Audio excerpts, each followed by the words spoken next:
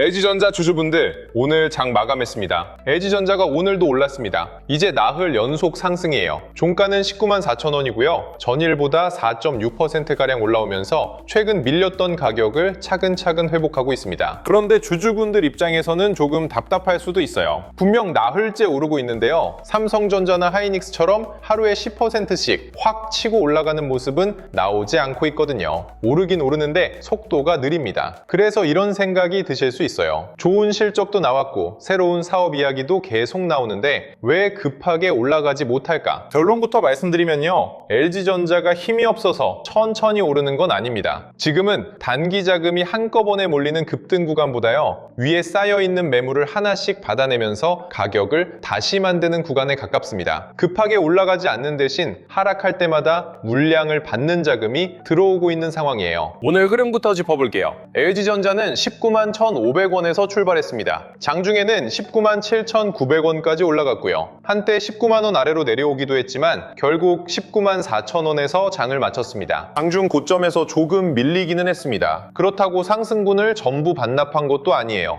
오전과 오후에 나온 차익 실현 물량을 소화하면서 전일 종가보다 높은 자리에서 끝났습니다. 이 흐름을 보면 강하게 치고 나가는 돌파장은 아니었지만요. 매도 물량이 나올 때마다 아래에서 받는 힘은 유지됐다고 볼 수 있습니다. 오늘 코스피는 6% 넘게 급등했습니다. 삼성전자와 하이닉스, 유반도체 장비주가 시장 상승을 강하게 이끌었어요. LG전자도 올랐지만 지수 상승률보다는 낮았습니다. 이게 오늘 LG전자가 답답해 보였던 첫 번째 이유입니다. 시장의 중심이 반도체로 쏠린 날이었거든요. 시장에 돈이 없는 게 아니라요. 오늘 들어온 돈의 가장 큰 부분이 삼성전자와 하이닉스 쪽으로 먼저 움직인 겁니다. LG전자가 나빠서 못 간 게 아니라 오늘 시장에서 순서가 뒤로 밀린 거예요. 주식시장에서는 좋은 회사라고 모두 같은 날 오르는 게 아닙니다. 그날 가장 강한 이유를 가진 업종부터 돈이 들어가고요. 그 다음에 상승 논리가 살아있는 다른 업종으로 자금이 퍼집니다. 오늘은 반도체가 가장 먼저 움직인 날이었고요. LG전자는 그 뒤에서 자기 자리를 지킨 상황입니다. 그럼 나흘 연속 올랐는데도 왜 급등이 나오지 않았을까요? 가장 큰 이유는 위에 남아있는 매물입니다. LG전자는 최근 몇 달 동안 로봇과 엔비디아 협력 기대를 타고 굉장히 큰 폭으로 움직였습니다. 급등한 뒤 크게 흔들린 구간도 여러 번 나왔어요. 그 과정에서 높은 가격에 들어간 투자자들이 많이 생겼습니다. 주가가 조금만 올라오면 손실을 줄이고 나가려는 물량이 나오고요. 최근 낮은 자리에서 매수한 투자자들은 수익을 확정하려고 합니다. 한쪽에서는 본전 매물이 나오고요. 다른 쪽에서는 단기 차익 실현이 나오는 겁니다. 쉽게 비유하면 지금 LG전자는 계단을 올라가는 중입니다. 앞이 뻥 뚫려 있는 에스컬레이터가 아니에요. 계단 한 칸을 올라갈 때마다 위에서 기다리던 사람이 물량을 내놓고요. 그 물량을 받아내야 다음 칸으로 갈 수 있는 상황입니다. 그래서 지금처럼 속도가 느린 상승이 꼭 나쁜 건 아닙니다. 급등하면 보기에는 시원하지만요. 짧은 시간 안에 단기 자금이 몰리면 차익 실현도 그만큼 빠르게 나옵니다. 반대로 매물을 소화하면서 올라가면 속도는 느려도 가격대가 단단해질 수 있어요. 두 번째 이유는 실적의 성격입니다. LG전자는 2분기 매출 23조 8,297억 원, 영업이익 1조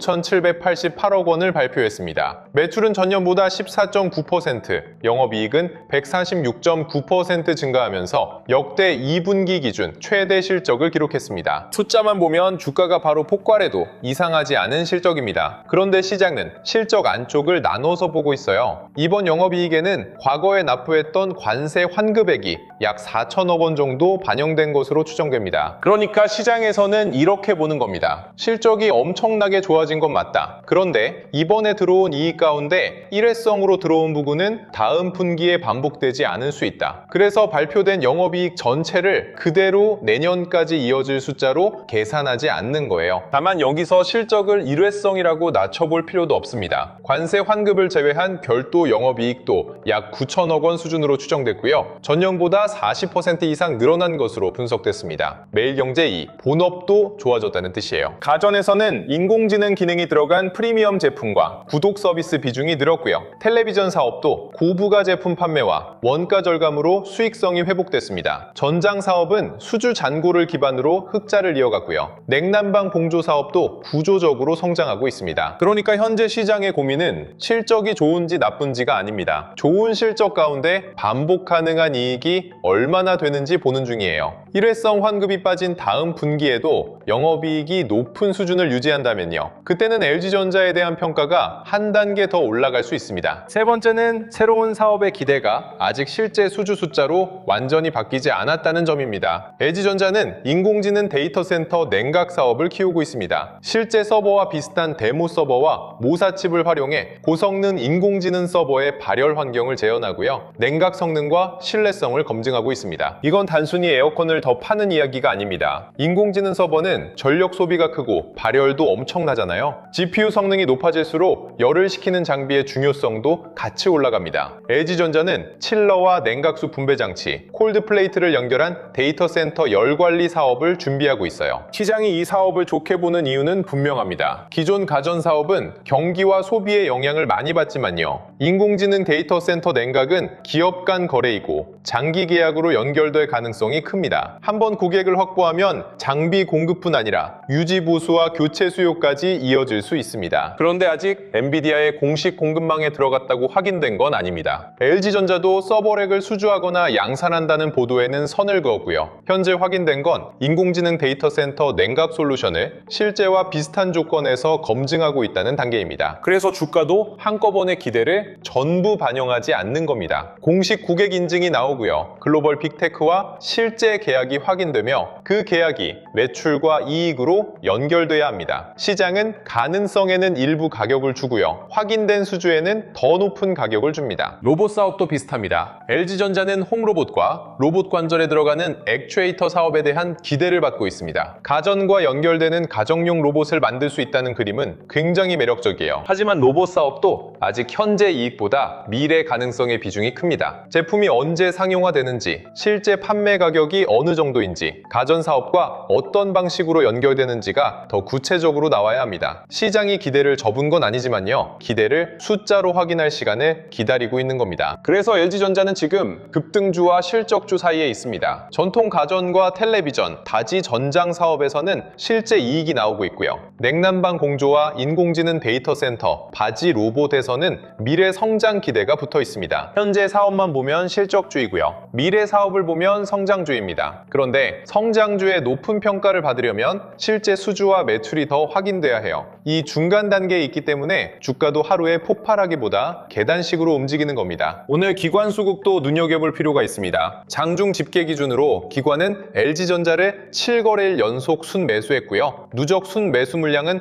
약 65만 주를 넘었습니다. 기관이 7거래일 연속으로 담았다는 건 하루 뉴스만 보고 들어온 자금과는 성격이 다를 수 있습니다. 실적과 기업 가치, 향후 사업 변화를 보고 비중을 나눠서 늘리는 흐름일 가능성이 있어요. 이런 자금은 보통 하루의 가격을 폭발시키기보다요. 가격이 눌릴 때마다 조금씩 물량을 담습니다. 이게 LG전자가 급하게 오르지 않는 또 하나의 이유입니다. 지금 매수 주체가 단기 테마 자금만 있는 게 아니라요. 가격 부담을 따지면서 나눠 사는 중장기 자금도 섞여 있는 겁니다. 사려고 마음먹었다고 한 가격에서 전부 사는 게 아니라요. 매물이 나올 때마다 조금씩 가져가는 방식입니다. 오늘 거래량은 약 141만 주였습니다. 최근 3개월 평균 거래량과 비교하면 폭발적으로 많은 수준은 아니었어요. 인베스팅.com 한국어일 주가가 4.6% 올랐지만 거래가 과열된 모습은 아니었던 겁니다. 이건 양쪽으로 볼 수 있습니다. 거래량이 터지지 않았으니까 아직 시장의 모든 관심이 LG전자로 몰린 건 아니고요. 반대로 과도한 추격 매수 없이도 주가가 올라왔다는 뜻이기도 합니다. 아직 단기 자금이 폭발적으로 들어온 단계는 아니에요. 앞으로 급한 상승이 나오려면 거래량이 달라져야 합니다. 19만 원대 매물을 강하게 소화하면서 거래 대금이 늘고요. 장중 고점인 19만 7,900원을 넘어 20만 원 위에서 종가를 만들어야 합니다. 그때부터는 단순한 나흘 연속 상승이 아니라 새로운 가격대를 여는 돌파로 볼 수 있습니다. 반대로 20만 원 앞에서 계속 막힌다면요. 최근 나흘 동안 들어온 단기 자금이 수익을 확정할 수 있습니다. 19만 원 초반까지 눌린 뒤 다시 매수를 받는 박스권 흐름이 나올 수 있어요. 이건 추세가 끝났다는 뜻이 아니라 매물을 한 번 더 소화하는 과정입니다. LG전자 보유자분들은 지금 급하게 결론을 내릴 필요는 없습니다. 나흘 연속 올랐다고 전부 팔아야 하는 자리도 아니고요. 상승 속도가 느리다고 답답해서 다른 급등주로 갈아타야 하는 자리도 아닙니다. 지금 볼 건 가격이 아니라 상승 구조입니다. 상승하는 날 거래량이 늘고요. 눌리는 날 거래량이 줄어드는지 보세요. 기관의 순매수가 이어지는지 19만 원대를 지지하는지도 확인해야 합니다. 평균 단가가 높아 아직 손실인 분들도 계실 겁니다. 나흘이나 올랐다는데 내 계좌는 여전히 마이너스라면 마음이 더 답답할 수 있어요. 남들은 상승했다고 좋아하는데 나는 겨우 손실이 줄어든 정도일 수 있거든요. 그런데 한 번에 본전을 되찾으려고 무리하게 추가 매수하지는 마세요. 주가가 천천히 올라가는 구간에서는 내 평균 단가보다 기업이 어느 가격을 지지하는지를 먼저 봐야 합니다. 계좌의 감정과 차트의 기준은 서로 다릅니다. 낮은 가격에서 들어와 수익권인 분들은 20만 원 부근의 반응을 보셔야 합니다. 거래량을 동반해 20만 원을 넘고요. 눌릴 때도 그 가격을 지킨다면 상승 흐름을 더 가져갈 근거가 생깁니다. 반대로 돌파하지 못하고 거래량까지 줄어든다면 일부 수익을 관리할 수 있어요. 신규로 들어가려는 분들은 나흘 연속 상승이라는 이유로 지금 바로 따라붙을 필요는 없습니다. 상승이 느리다고 안전한 자리라는 뜻도 아니거든요. 이미 나흘 동안 오른 만큼 짧은 차익 실현은 언제든 나올 수 있습니다. 신규 진입은 두 가지 방식으로 보면 됩니다. 20만 원을 강하게 돌파한 뒤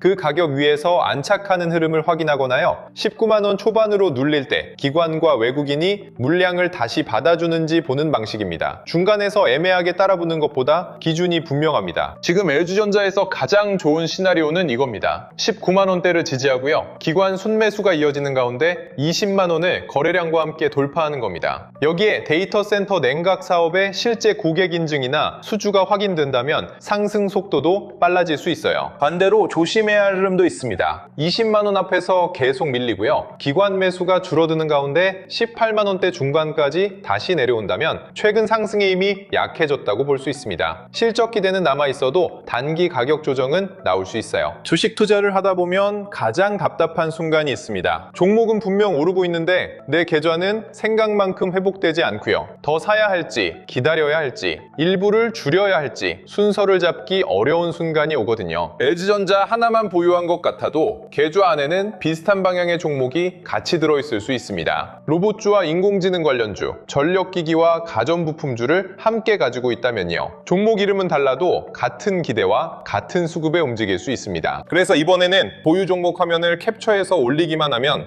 내 계좌가 어느 종목에 과도하게 몰려 있는지, 손실은 어디에 집중되어 있는지, 그리고 어떤 종목부터 먼저 점검해야 하는지 우선순위까지 보여주는 무료 포트폴리오 진단 리포트를 준비해놨습니다. 현재 사용하고 있는 삼성전자 비중은 적당해 보여도 SK하이닉스와 반도체 인공지능 관련 종목이면 계좌가 한 업종에 모여 있을 수 있습니다. 반대로 손실률이 진단 화면에서는 종합점수와 계좌 등급, 가장 큰 비중을 차지한 종목별 비중 그래프까지 한눈에 확인하실 수 있습니다. 특정 종목을 무조건 사라거나 팔라고 찍어주는 방식이 아니고요. 현재 내 계좌가 한 종목에 집중돼 있는지, 같은 업종이 겹쳐 들어가 있는지, 현금 없이 종목만 가득 차 있는 진단 결과를 본 뒤 조금 더 구체적인 기준이 필요한 분들은 별거 화면 안에서 전문가 추가 점검도 신청하실 수 있습니다. 현재 계좌 상태와 현금 비중, 손실 구간을 바탕으로 하락장이 끝난 뒤 관심 있게 볼 히든 종목군, 상장지수 펀드 매매 정보와 배응 기준, 현재 보유 종목에 대한 추가 점검까지 확인하실 수 있습니다. 진단 결과를 본 뒤 조금 더 구체적인 기준이 있는 분들은 결과 화면 안에서 전문가 추가 점검도 신청하실 수 있습니다.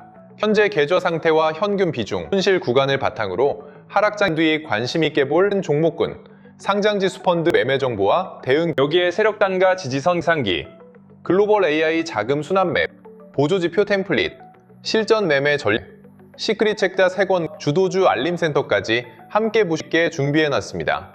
그리고 다른 채널처럼 신청만 받아놓고 나중에 연락드리겠습니다, 순서대로 안내해드리겠습니다, 며칠 기다리시면 보내드리겠습니다, 이런 방식이 아니에요. 신청 버튼을 누르시면 바로 포트폴리오 진단 페이지로 연결되고요. 필요 없이 그 자리에서 보유 종목 화면을 올려 직접 확인해 보실 수 있습니다.